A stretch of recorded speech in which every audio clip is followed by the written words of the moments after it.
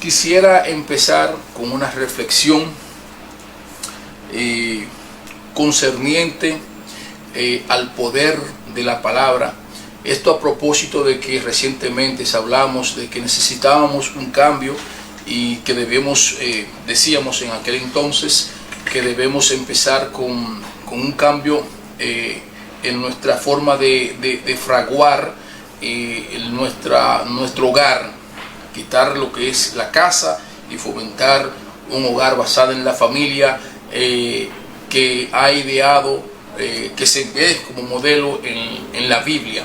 Nosotros somos cristianos, nosotros nos abocamos a las exigencias, si es que se quiere llamar de alguna forma, para darle el carácter de rigidez que establecen las Sagradas Escrituras.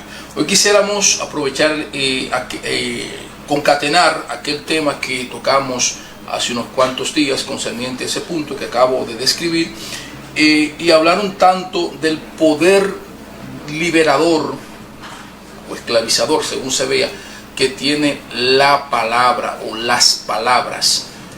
Es interesante este punto debido a que si nosotros estamos de alguna manera tratando de forjar un hogar, una familia, es importante, es de vital importancia, diríamos, el poder fraguar la palabra correcta, el poder utilizar las palabras correctas. Tanto de manera genérica que los cristianos evangélicos saben cuando uno dice la palabra al referirse o hacer una alusión a la Biblia. En este caso entramos dentro de ese ámbito, pero también queremos hablar de la forma que nosotros tenemos para hablar. ¿Y qué resulta? Que la forma como nosotros hablamos es una expresión de lo que interiormente estamos pensando.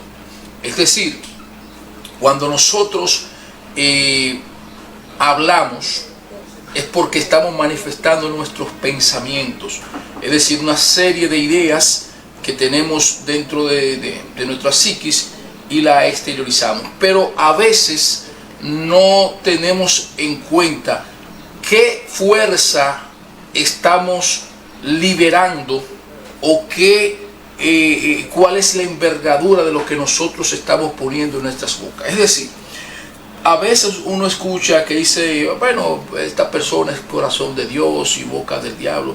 Eso simplemente sale más bien como una expresión, pero lo cierto es, y bíblicamente se establece de esa manera, que de la abundancia del corazón, de eso habla la boca.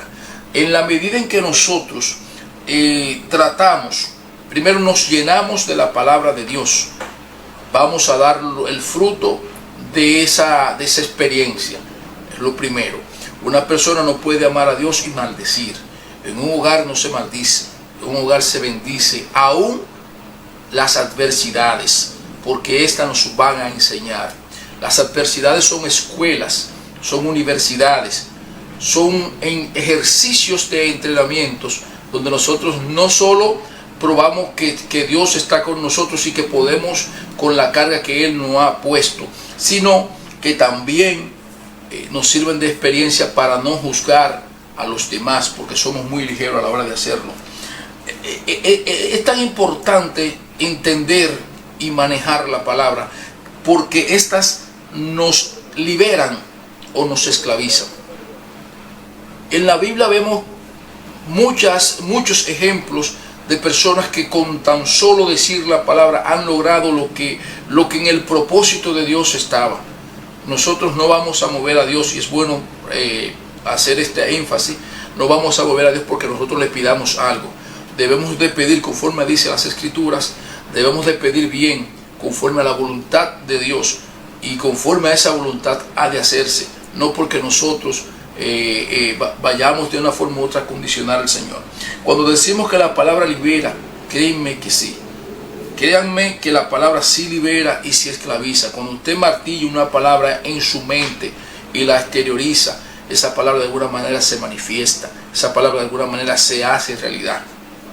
De manera que si nosotros queremos cambiar la sociedad, si nosotros queremos cambiar nuestro entorno, convertir nuestra casa en hogar, empecemos a llamarla como queremos. Empecemos a llamar hogar a lo que queremos, un hogar. Empecemos a llamar a nuestras personas de cerca con el nombre, o más bien con el deseo que tenemos.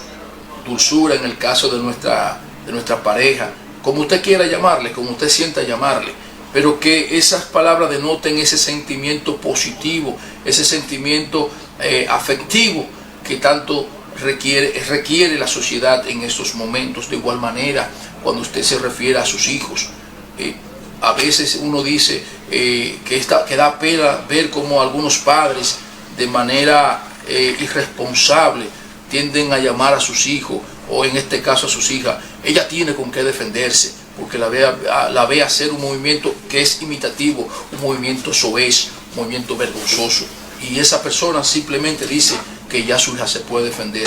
Craso error, porque a la larga lo que su palabra sembró, su palabra, eso va a cosechar.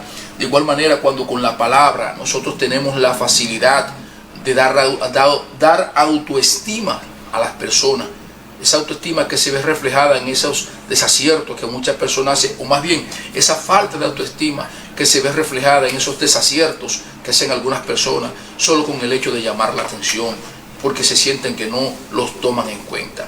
De manera que hacemos énfasis en ese poder liberador, ese poder esclavizador, ese uso correcto que hay detrás de la palabra que tenemos que utilizar en el hogar. Son palabras selectas, palabras llenas de amor, cargadas de positividad, como acabo de decir. De igual manera tenemos que tener un lenguaje con nuestra pareja, lógicamente, y también con nuestros vecinos, así como también con nuestros familiares.